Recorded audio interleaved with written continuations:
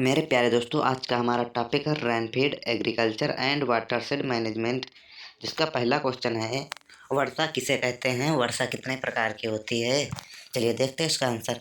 पृथ्वी पर उपलब्ध जल के वाष्पीकरण होने से वाष्प वायुमंडल में पहुंचता है तथा ऊंचाई पर तापमान कम होने से उसका संघनन होता है। फलस्वरूप मेघ बनते हैं तथा वर्षा बूंदों का निर्माण होता है। जब जलवाष्प की बूंदें जल के रूप में पृथ्वी पर गिरती हैं उसे वर्षा कहते हैं। जब जलवाष्प युक्त वायु ऊपर की तरफ उठती है तो तापमान में कमी होने के कारण उसका संघनन होने लगता है। इस तरह बादलों का निर्माण होता है। कुछ समय बाद जलवाष्प की मात्रा अधिक होने के कारण वायुमंडल उसे संभाल नहीं पाता है और जलवाष्प वर्षा की बूंदों में परिवर्तित हो जाता है तथा वर्षा होने लगती है। वर्षा के प्रकार। वर्षा 3 प्रकार की होती है। नंबर 1 संवहनीय वर्षा, नंबर 2 पर्वतीय वर्षा, नंबर 3 चक्रवाती वर्षा। नंबर 1 देखते हैं संवहनीय वर्षा। इसकी उत्पत्ति गर्म एवं आर्द्र पवनों के ऊपर उठने से होती है। विषुवतीय प्रदेशों अथवा शांत पेटी में यही वर्षा होती है। उच्च तापमान तथा आर्द्रता के कारण इन क्षेत्रों में दोपहर 2 से 3 बजे के बीच घनघोर बादल छा जाते हैं। कुछ क्षणों की मूसलाधार वर्षा के बाद शाम 4 बजे तक वर्षा रुक जाती है। आसमान साफ हो जाता है। दूसरा देखते हैं पर्वतीय वर्षा। जब जलवाष्प से लदी हुई गर्म वायु को किसी पर्वत या पठार की ढलान के साथ ऊपर चढ़ना होता है तो यह वायु ठंडी होने लगती है। ठंडी होने से यह संतृप्त हो जाती है और संघनन की प्रक्रिया शुरू हो जाती है। संघनन के पश्चात होने वाली इस प्रकार की वर्षा को पर्वतीय वर्षा कहते हैं। यह उन क्षेत्रों में अधिक होती है जहाँ पर्वत श्रेणी समुद्र तट के निकट तथा उसके समांतर हो।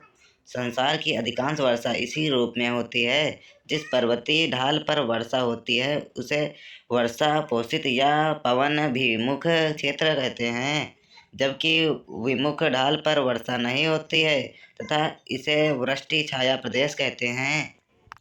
चक्रवाती वर्षा। चलिए देखते हैं। चक्रवातों के कारण होने वाली वर्षा को चक्रवाती वर्षा कहते हैं। इस प्रकार की वर्षा को शीतोष्ण कटिबंधीय चक्रवाती क्षेत्रों में होती है।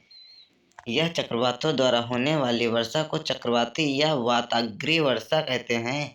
दो विपरीत स्वभाव वाली हवाएं जब आपस में टकराती हैं तो वाताग्र का निर्माण होता है। इस वाताग्र के सहारे गर्म वायु ऊपर की ओर उठती है और वर्षा होती है। यह वर्षा मुख्य रूप से मध्य एवं उच्च उच्च अक्षांशों में होती है। प्रश्न नंबर 2, शुष्क कृषि से आप क्या समझते हैं। चलिए देखते हैं इसका आंसर। शुष्क एवं अर्ध शुष्क भाग जहाँ औसत वार्षिक वर्षा 75 सेंटीमीटर से कम होती है वहाँ की जाने वाली खेती शुष्क कृषि कहलाती है। भारत के प्रायद्वीपीय पठार के छायावृष्टि प्रदेश में शुष्क कृषि की जाती है। पंजाब से लेकर तमिलनाडु तक शुष्क कृषि की एक सतत पेटी है जिसमें पंजाब, हरियाणा, दक्षिणी पश्चिमी उत्तर प्रदेश, राजस्थान, गुजरात, पश्चिमी मध्य प्रदेश व महाराष्ट्र के आंतरिक भाग, कर्नाटक के पठारी भाग, तेलंगाना व रायलसीमा तथा तटीय भाग को छोड़कर पूरा तमिलनाडु इसमें शामिल है। क्वेश्चन नंबर 3, वाटरशेड क्या है। चलिए देखते हैं इसका आंसर। वाटरशेड जलग्रहण क्षेत्र का ही एक दूसरा नाम है और यह एक स्वतंत्र जल वैज्ञानिक इकाई होती है। इसे किसी विशेष जलधारा या नदी के जल निकास बेसिन या जलग्रहण क्षेत्र के रूप में परिभाषित किया जा सकता है। सरल शब्दों में वाटरशेड उस क्षेत्र को कहते हैं जहां से किसी नदी या जलधारा जैसी विशिष्ट जल निकास प्रणाली के लिए जल आता है। वाटरशेड कुछ हेक्टेयर क्षेत्रफल के छोटे आकार का भी हो सकता है और बहुत बड़े आकार का भी जिसका क्षेत्रफल कई हजार हेक्टेयर हो। क्वेश्चन नंबर 4, वाटरशेड विकास के घटक लिखिए। चलिए देखते हैं इसका आंसर। वाटरशेड विकास में निम्नलिखित घटक या क्षेत्र होते हैं, जिसका पहला नंबर है मानव संसाधन विकास, 2 नंबर मृदा और भूमि प्रबंधन, नंबर 3 जल प्रबंधन, नंबर 4 वनीकरण, नंबर 5 चारागाह विकास, नंबर 6 कृषि विकास, नंबर 7 पशुधन प्रबंधन। और नंबर 8 ग्रामीण ऊर्जा प्रबंधन।